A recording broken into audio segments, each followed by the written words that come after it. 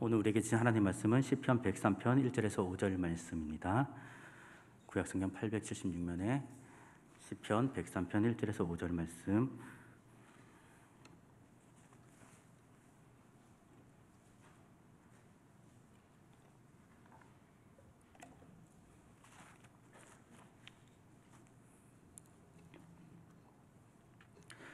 찾은 줄 알고 교독하겠습니다.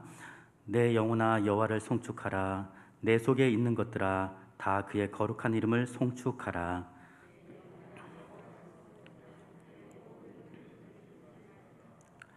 그가 내 모든 죄악을 사하시며 내 모든 병을 고치시며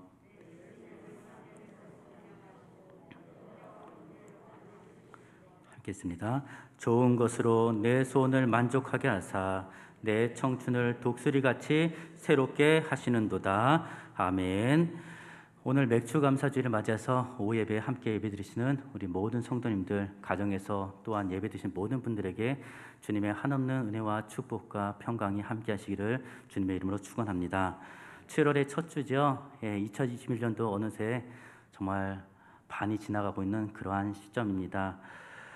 특별히 우리가 맥주감사를 주일로 지키고 있는데요. 맥주감사주의를 지키는 여러분들의 마음은 과연 어떠하십니까? 오늘날은 맥주감사주의를 지키는 것이 대부분의 교회가 1년의 반을 지나면서 상반기 동안 베풀어주신 그 하나님의 은혜를 기억하고 감사하는 의미로 이 맥주감사주의를 지키고 있는데요. 사실 교회 절기 가운데 부활절, 성탄절, 추수감사절 이렇게 많은 절기, 이런 절기들은 우리가 잘 기억하고 또 지키는데 교회 절기 가운데 맥주감사주의에 대해서는 그렇게 중요하게 여기지 않는 경향들이 있지요.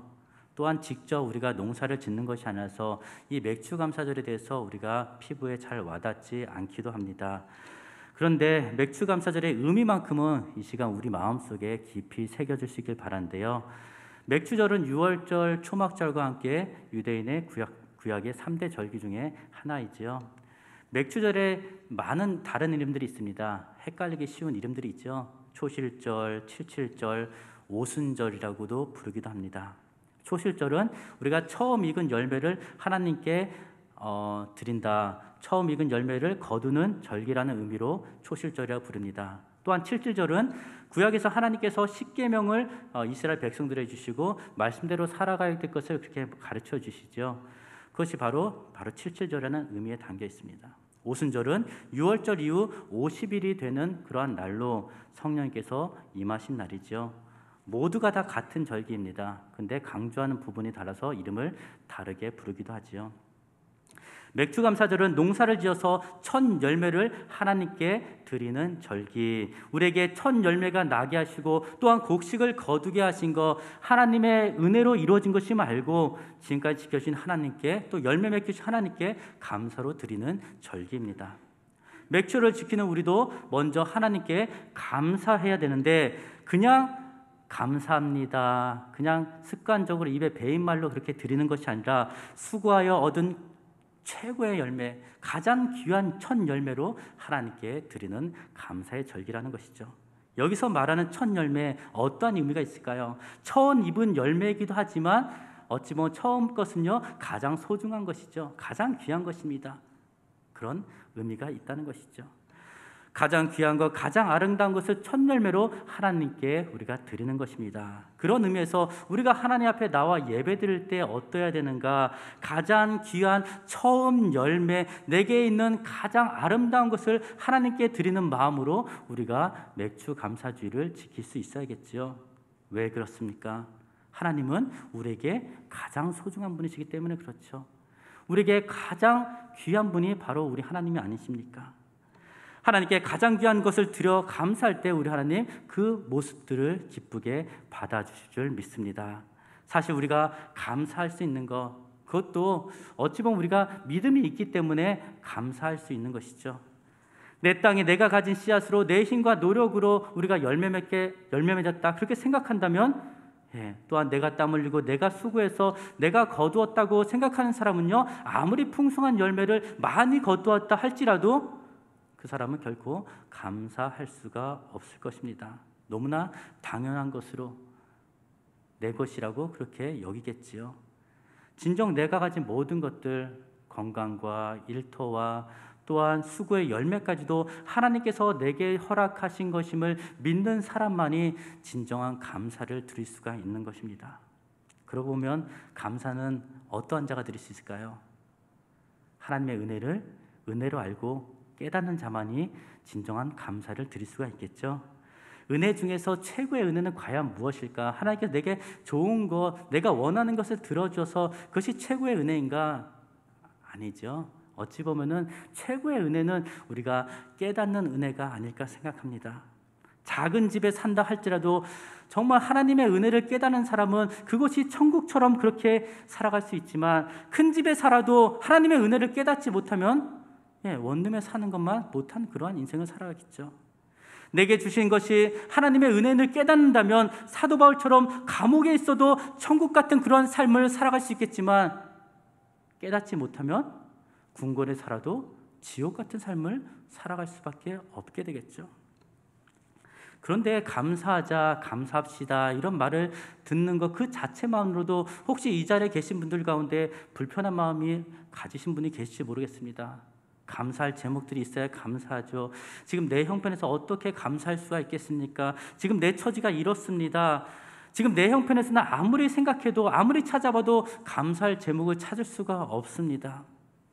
사랑하는 저와 여러분, 그럴수록 그렇기 때문에 더욱더 하나님께 우리가 감사함으로 나아가야 될 줄 믿습니다. 그런 상황에서 우리가 감사마저 잃어버린다면, 최악의 상황에서 지금 감사의 조건을 아무리 찾아봐도 없는 그런 상황에서 우리가 감사마저 잃어버린다면 우리는 얼마나 불행한 인생, 불쌍한 인생이 되겠습니까? 그러기에 힘들수록, 어려울수록, 답답할수록 이 코로나에서 언제 끝날지 모르는 이 팬데믹, 그런 상황 속에서 우리는 더욱더 하나님께 감사함으로 나아가야 될 줄 믿습니다. 왜 그럴까요? 이 모든 상황을 누가 허락하셨어요?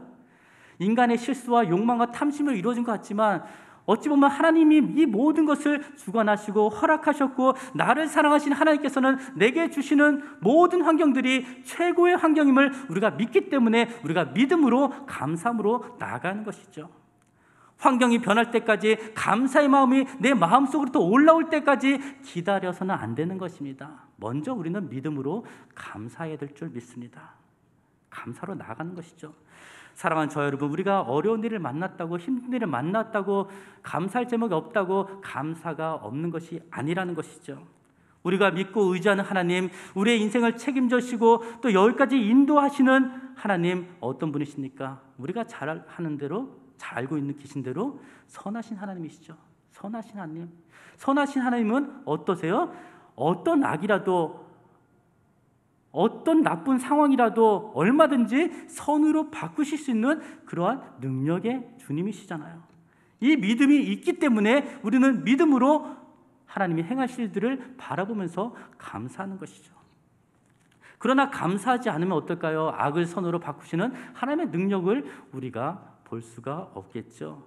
그렇기 때문에 진정 감사는 믿음의 고백이요, 또한 하나님은 우리의 믿음을 통해서 얼마든지 역사하실 수 있는 능력의 주님이시죠. 그래서 하나님께서는 우리에게 무엇이라 말씀하시죠? 우리가 잘 아는 말씀, 범사에 감사하라, 이렇게 말씀하시면서 이는 그리스도 예수 안에서 저와 여러분들이 향하신 하나님의 뜻이라고까지 말씀하고 계십니다.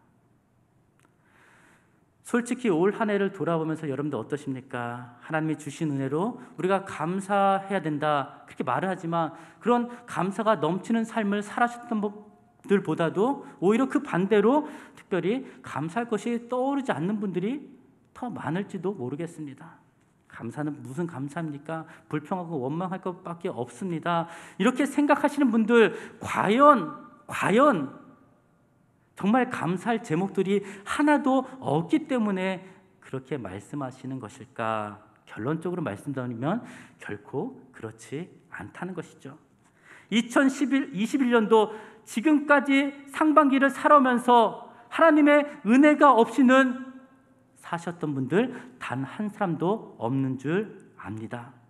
물론 남들보다 더 특별한 은혜, 남다른 은혜, 나에게만 주시는 그 하나님의 또 은혜 경험하신 분들도 계시겠죠. 그러나 적어도 이 자리에 모인 함께 예배드리는 저와 여러분들, 또한 영상으로 드시는 모든 분들, 지금까지 살아오면서 상반기 동안 하나님의 은혜가 없이는 사셨던 분들이 단 한 사람도 없다는 사실이죠.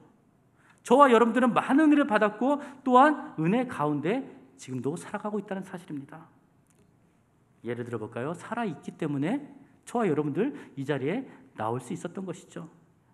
어찌 보면 오늘 이 하루의 시간을 간절히 소망하다가 어젯밤에 돌아가신 분들도 분명히 많이 계실 것입니다.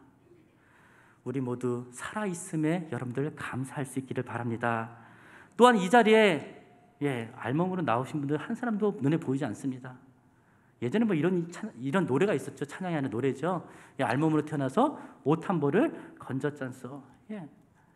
뭐 화려하고 비싼 그런 옷은 아닐지라도 입을 옷이 있음에 우리는 감사할 수 있길 바랍니다.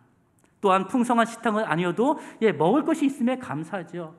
예전에 뭐 이런저런 얘기를 나눈다가 오늘날은 그래도 먹을 것이 못 먹어서 어려우신 분들은 없을지 압니다. 나라에서 뭐 이렇게 좀 복지나 이런 점이 잘 돼 있어서 또 혹시 뭐 이런 말씀들은 불편하신 분들이 계실지 모르겠지만 오히려 먹을 것이 풍족해서 뭐 다이어트하고 좋은 음식을 갈아먹는 그런 시대지 먹을 것이 없는 그런 시대는 아니잖아요. 먹을 수 있고 마실 수 있고 입을 것이 있고 움직일 수 있고 또 잘 수 있고 또한 이 자리에 나와서 예배드리고 싶어도 나오지 못하는 분들은 얼마나 많은데 이 자리에 나와서 예배드릴 수 있는 거 얼마나 감사의 제목입니까? 또한 가정에 예배드리시는 분들도 이 시대의 어떤 발전을 해서 영상으로라도 이렇게 예배드릴 수 있으니 또한 그것 또한 감사의 제목이지요. 얼마나 감사할 것이 많습니까? 찾아보면 많이 있다는 것이죠. 제가 드린 이 감사는요, 이 자리에 모인 우리 모두의 감사의 동일한 제목인 것입니다. 이 감사에서 제외될 사람은 단 한 사람도 없지요. 결국 우리가 받은 은혜가 없어서 감사할 제목이 없는 것이 아니라 내게 이미 주신 은혜가 너무나도 많은데 그 은혜를 우리가 찾지 않고 깨닫지 못하고 누리지 못하기 때문에 감사할 수가 없는 것이죠. 받은 은혜를 잊고 살기 때문에 우리가 감사하지 못하는 것이죠. 어찌 보면 지금 우리는 제가 지금 말한 모든 것들 일상에 너무나도 평범한 것들이죠. 사소한 것들입니다. 어찌 보면요, 우리는 너무나도 당연하게 여기는 그런 것들이죠. 그렇기 때문에 감사하지 못하고 살아갈 때가 많다는 것입니다. 그런데도 너무나도 당연하게 생각하는 이 모든 것들이 어떤 사람에게 있어서는 너무나도 특별한 것이 될 수 있다는 것이죠. 간절한 소망하는 제목들이 될 수 있다는 사실입니다.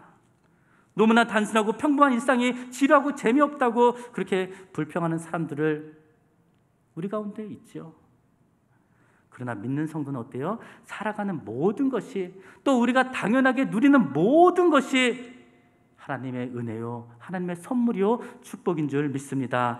이것을 깨닫는 사람만이 진정한 감사를 하나님께 드릴 수 있고요, 이런 감사가 있는 사람만이 그 마음속에 참된 만족과 평강과 또한 기쁨을 누릴 수가 있는 것이죠. 환경이 어떠하든지 말입니다. 오늘 우리가 읽은 시편 103편은요 다윗의 노래이죠. 다윗의 우리 찬양을 통해서 우리가 어떠한 감사, 어떠한 은혜를 누리고 있는지 한번 살펴보기 원하는데요, 1절 말씀을 보면요, 내 영혼아 여호와를 송축하라. 내 속에 있는 것들아 다 그의 거룩한 이름을 송축하라. 내 속에 있는 것들아, 자신의 마음속에 있는 모든 것들을 다 하여서 하나님을 송축하고 있는데요, 하나님을 찬양하는 그 이유가 무엇입니까? 2절에 보면요 이렇게 고백하지요. 내 영혼아 여호와를 송축하며 그의 모든 은택을 잊지 말지어다. 하나님께 베푸신 모든 은혜를 잊지 않았기 때문에 하나님을 찬양하고 있는 것이죠. 다시 한번 말씀드립니다. 우리 삶에 받은 은혜가 없기 때문에 우리 입술에 마음에 찬양과 감사가 없는 것이 결코 아니라는 것이죠. 받은 은혜를 우리가 기억하지 못하고 잊고 살아가기 때문에 그렇습니다. 아무리 큰 고난을 만나도 우리가 해결되지 못하는 그런 문제 앞에서도 받은 은혜를 기억하고 살아가는 사람은 그 상황 속에서도 감사할 수 있고 찬양할 수 있다는 사실이죠. 남은 하나라도 우리가 받은 은혜를 기억하며 감사로 나아갈 수 있는 저와 여러분 되시기를 바랍니다. 우리가 과연 어떤 은혜를 받았습니까? 3절에 보면요, 그가 내 모든 죄악을 사하시며, 감사하며 찬양하는 첫 번째 이유, 우리의 모든 죄악을 사하여 주신 하나님의 은혜 때문이죠. 예수님을 처음 만났을 때 예수님을 믿는 성도를 감격시키는 가장 큰 은혜, 놀라운 은혜가 무엇입니까? 우리가 잘 아는 찬양 305장에 나 같은 죄인 살리신 주 은혜 놀라워. 나 같은 죄인을 살리신 은혜가 아닙니까? 이것 하나만 가지고도 성도는 평생 하나님께 감사하며 살아갈 수 있지 않을까요?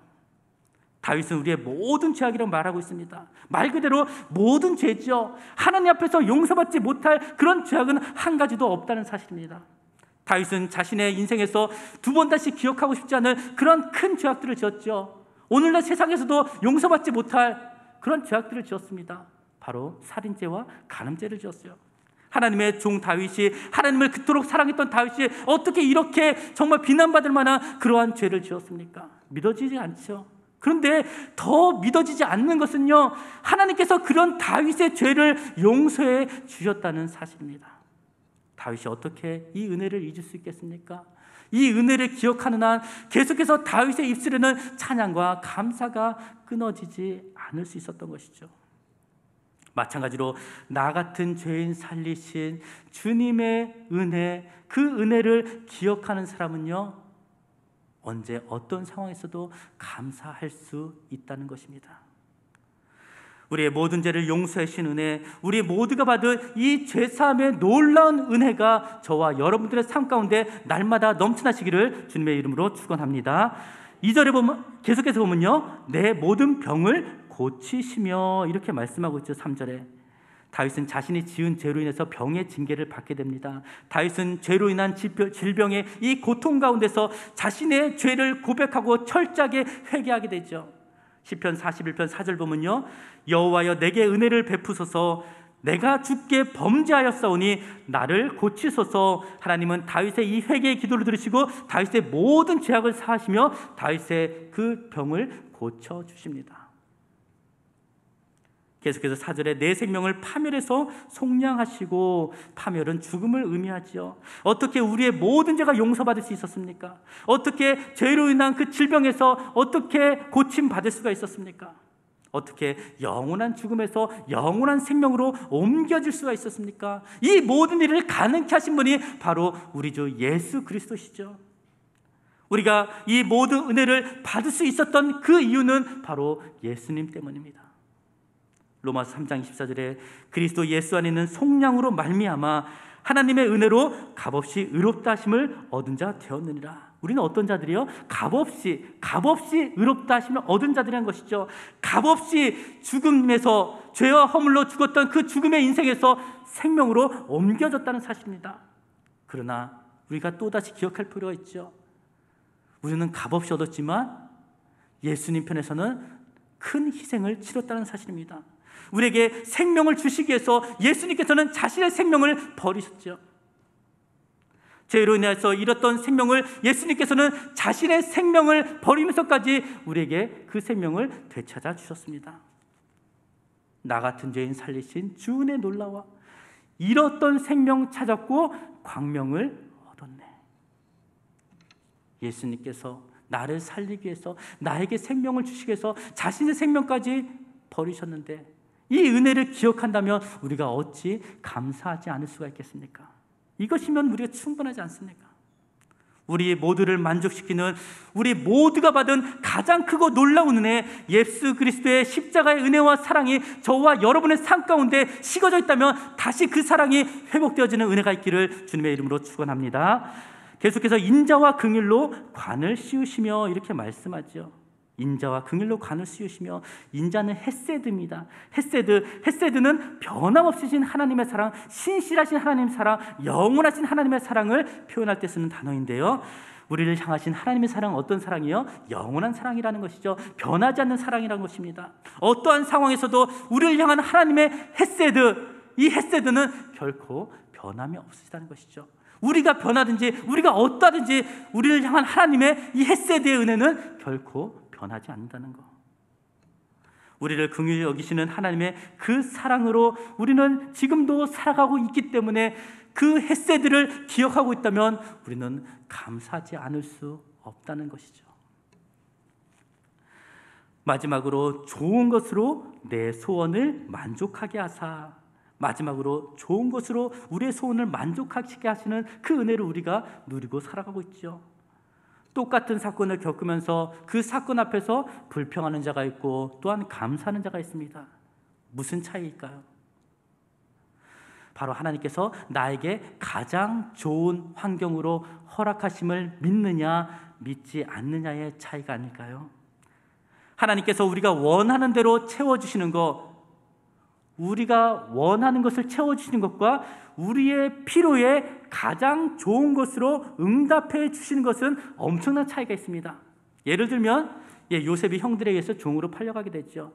종으로 팔려갔던 요셉이 가장 원하는 것은 무엇이었을까요? 한번 생각해 보면 그 종에서 노임받아서 고향 땅으로 돌아가고 또 아버지의 품으로 돌아가는 것이 아니었을까요? 그런데 하나님께서 요셉에 의해서 준비하신 가장 최고의 환경은 무엇이었습니까? 그것이 아니라 감옥이었습니다. 왜요?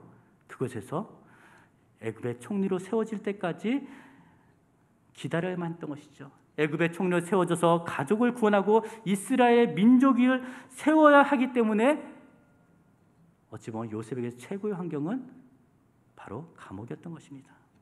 그리고 하나님의 때는 정확했고 하나님의 방법은 최고였습니다. 가장 좋은 것으로 채워지는 하나님을 우리가 바라보지 못한다면 자신이 원하는 대로 채우지 않는다고 불평하며 원망하겠죠. 왜 나에게 이런 어려움을, 왜 내게 이런 감옥 같은 인생을 허락해 주셨냐고 말입니다. 왜 이게 문제냐면요, 불평하고 원망하는 사람은요, 하나님이 예비하신 가장 좋은 것을 받을 그런 준비를 할 수 없기 때문입니다. 불평하고 원망하는 사람은요, 하나님이 예비하신 가장 좋은 때를 주시기까지 기다리며 인내할 수 없기 때문이죠.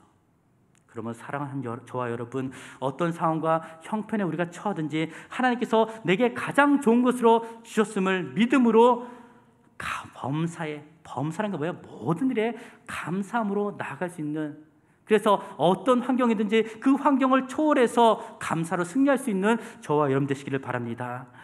우리가 잘 아는 하박국 선지자가 있죠. 바로 하박국 선지자가 그런 감사의 고백을 드리지 않습니까? 이번 주 연대기 성경 읽기의 하박국 말씀을 우리가 함께 보실 텐데요, 하박국 시대의 유다는 어떠했습니까? 이 유다는요, 언제 멸망하게 될지 한참도 알 수 없는 그런 상황이었습니다. 내부적으로는 하나님의 말씀은 땅에 떨어졌습니다. 그 어디에서도 하나님의 정의를 찾아볼 수 없는 그런 시대였죠. 무엇보다도 어떤 소망도 그 안에서 발견할 수 없는 최악의 유다의 상황이었습니다. 게다가 하박국의 개인적인 형편도 너무나 절망적이었죠. 우리가 잘 아는 말씀, 비록 무화과 나무가 무성하지 못하며 포도나무에 열매가 없으며 감람나무에 소출이 없으며 밭에 먹을 것이 없으며 우리의 양이 없으며 외양간에 소가 없을지라도 온통 없는 것밖에 없습니다. 무화과 나무를 심고 포도나무를 심고 감람나무를 심어서 이것이 열매 맺고 잘 자라기를 기대했는데 그런 소출이 하나도 없다는 것이죠. 이것만으로 낙심인데 양도 없고 소도 없습니다. 지금 하박국의 남아있는 것이, 그 손에 있는 것이 하나도 없다는 것이죠. 열심히 수고했는데 없다는 것입니다. 도대체 이런 상황에서, 이런 세상에서 무슨 감사를 드릴 수가 있겠습니까? 그렇다면 당연히 나오는 것이 뭐예요? 불평과 원망이죠. 왜 내게 이런 환경을 주셨습니까? 탄식이 흘러나와야지 정상이 아니겠습니까? 그런데 전혀 반대의 고백이 하박국의 입술을 통해서 나오는데요, 나는 여호와로 말미암아 즐거워하며 나의 구원의 하나님으로 말미암아 기뻐하리로다. 도무지 이해할 수 없는 고백이죠. 이런 상황에서 즐겁고 기쁘다니요, 온전한 정신하면 이런 고백이 나올 수 있겠습니까? 말도 되지 않습니다. 그러나 하박국은 온전한 정신에서 하나님께 감사의 고백을 드리고 있다는 사실이죠. 어떻게 이런 일이 가능할 수가 있겠습니까? 어떻게 이런 환경 속에서 즐거워하고 기뻐할 수가 있단 말인가요? 바로 하박국의 고백 안에 그 이유가 나와 있는데요, 나는 여호와로 말미암아, 여호와로 말미암아, 하나님 때문에 그렇다는 것이죠. 애써 지금 현실을 무시하거나 외면하고자 피하고자 했던 것이 결코 아니었습니다. 눈에 보이는 그 현실을 넘어서 역사하시는 그 하나님을 바라보았기 때문에 그 하나님으로 인한 감사를 지금 하박국은 드리고 있는 것이죠. 지금의 상황이 아무리 힘들고 어렵다 할지라도 결국은 하나님께서 이 모든 것을 선하게 아름답게 변화시켜 갈 것이라는 그런 믿음이 있기 때문에 그 믿음의 고백을 드리고 있는 것입니다. 지금 눈에 보이는 현실은 절망적이라도 선하신 하나님은 이 모든 상황을 합력하여 선으로 이루어 가실 것이라 그렇게 믿기 때문에 그 믿음의 고백을 드리는 것입니다. 주위를 보면 주어진 것에 감사하지 못하고 자기가 가진 것보다 더 많이 가진 자들을 보면서 시기하는 자들이 있습니다. 왜 자기는 그 사람이 가진 것을 가지지 못할까? 왜 내게는 이런 환경을 주지 않는 것일까? 같이 신앙생활하는 옆에 분들을 보면은 너무나도 잘 살고 너무나도 부유한 또 넉넉한 그런 가정을 이루는데 왜 나는 가지지 않을까? 왜 내게 무엇이 부족할까? 그런 원망하는 분들도 얼마나 있습니까? 또한 많은 것을 가졌음에도 그럼에도 불구하고 여전히 만족하지 못하고 더 많이 그렇게 구하는 그런 인생들은 또 얼마나 있습니까? 자신이 가진 것에 감사할 줄 못하고 또한 가지지 못한 것만을 생각하며 열등감에 또 빠져 사는 그런 사람들도 있죠. 그러한 모든 것을 볼 때 진정한 감사는 무엇일까? 내가 무엇을 가졌느냐, 내가 얼마나 많은 것을 가졌느냐의 문제가 아니라 진정 내 안에 무엇이 있느냐, 내 마음 깊은 곳에 무엇이 있느냐, 이 문제가 아니겠습니까? 그 안에 그 10년 가운데 하나님을 향한 믿음이 있는 자는 하박국 선자처럼 고백할 수 있다는 것이죠. 아무 것이 없어도 모든 것을 잃어버린다 할지라도 하나님의 은혜만 내게 있다면, 하나님의 은혜가 내게 충만하다면, 이미 받은 모든 애를 우리가 기억할 수 있다면 그 인생은 감사할 수 있다는 것이죠. 그런 감사가 우리 가운데 넘쳐나시기를 주님의 이름으로 간절히 축원합니다. 말씀을 정리하겠습니다. 고난 가운데 있다면 하루속히 그 모든 고난이 지나가기를 간절히 바랄 것입니다. 누구나 원하는 것이죠. 힘든 상황 가운데 있는 분들은 그 힘든 상황이 조금 더 바뀌었으면 하는 그런 마음들이 있을 것입니다. 문제 가운데 있으신 분들은 이 문제가 하루빨리 해결되었으면 하나님께서 좀 해결해 주셔서 하는 그런 간절한 바람들이 있을 것입니다. 당연한 것이죠. 그러나 한 가지 우리가 기억해야 될 사실이 있습니다. 그 고난이 지나가고 힘든 문제가 해결되고 그 상황이 바뀌어져야만 우리가 하나님께 찬양할 수 있고 감사할 수 있는 것이 아니라는 것이죠. 그런 감사를 원하는 분들은요, 고난이 지나가고 힘든 상황이 바뀌고 문제가 해결되어도 여전히 하나님을 찬양할 수 없고 감사할 수 없습니다. 왜 그럴까요? 문제가 해결되면 또 다른 문제가 우리 가운데 찾아오는 것이 우리의 인생이죠. 예상하지 못했던 그런 상황들과 사건들이 계속해서 우리는 만나게 됩니다. 왜요? 살아가는 것 자체가, 우리가 살아가는 인생이 문제의 연속이기 때문이죠. 그럼 어떻게 해야 될까? 답은 한 가지죠. 고난과 상황과 어떤 문제를 넘어서는 믿음의 사람, 감사의 사람이 되는 것이죠. 어떻게 가능하냐고요? 바로 하나님의 은혜만 있으면, 하나님의 은혜가 내게 충만히 임하면, 발목까지 오는 은혜가 아니라 물속 깊이 잠기는 그 하나님의 은혜가 내게 임하기만 하면 얼마든지 가능한 것이죠. 놀라운 사실은 이미 하나님께서 이 모든 은혜를 우리에게 베풀어 주셨고 또 지금도 우리가 구하기만 하면 베풀어 주신다는 사실입니다. 그래서 다윗은 그의 모든 은택을 잊지 말지어다, 잊지 말고 기억할지어다, 그렇게 우리에게 말씀하고 있는 것이죠. 그렇습니다. 우리가 받은 은혜를 잊지 마시기 바랍니다. 우리가 받은 은혜를 우리가 기억한다면, 우리가 얼마나 놀랍고 큰 은혜를 받은지를 우리가 잊지 않는다면 우리는 어떤 형편에든지 감사하고 찬양할 수 있다는 것이죠. 지금까지 허물 많고 죄 많은 나를 버리지 않고 용서해 주시고 사랑으로 품어준 주님, 그것만도 감사한데 또 건강 주시고 먹여주시고 입혀주신 하나님, 어려운 문제 때마다 그 문제를 해결할 수 있고 견딜 수 있고 이길 수 있는 힘과 지혜를 주시는 그 하나님, 지금까지 지켜주시고 인도하시고 또 삶의 풍성한 열매를 거두게 하신 그 하나님, 그 하나님을 기억하면 우리는 진정으로 감사의 고백을 드릴 수 있는 것이죠. 이것이 우리가 할 수 있는 전부입니다. 그리할 때 어떠한 일이 납니까? 5절 마지막 절인데요, 우리 함께 한 목소리를 읽을까요? 좋은 것으로 내 소원을 만족하게 하사 내 청춘을 독수리같이 새롭게 하시는도다. 아멘. 내 청춘을 독수리같이 새롭게 하시는도다. 이것이 하나님께서 베푸신 모든 은혜를 잊지 않는 자의 인생이죠. 하나님이 베푸신 은혜를 기억하는 사람은 그 인생이 독수리같이 새롭게 된다는 것. 남은 2021년 하나님이 우리에게 베푸신 모든 은혜를 기억하고 감사함으로 코로나와 같이 답답한 그런 상황이지만 이 모든 상황과 환경을 넘어서 독수리처럼 날아오는 저와 여러분의 삶이 되시기를 주님의 이름으로 간절히 축원합니다. 기도드리겠습니다.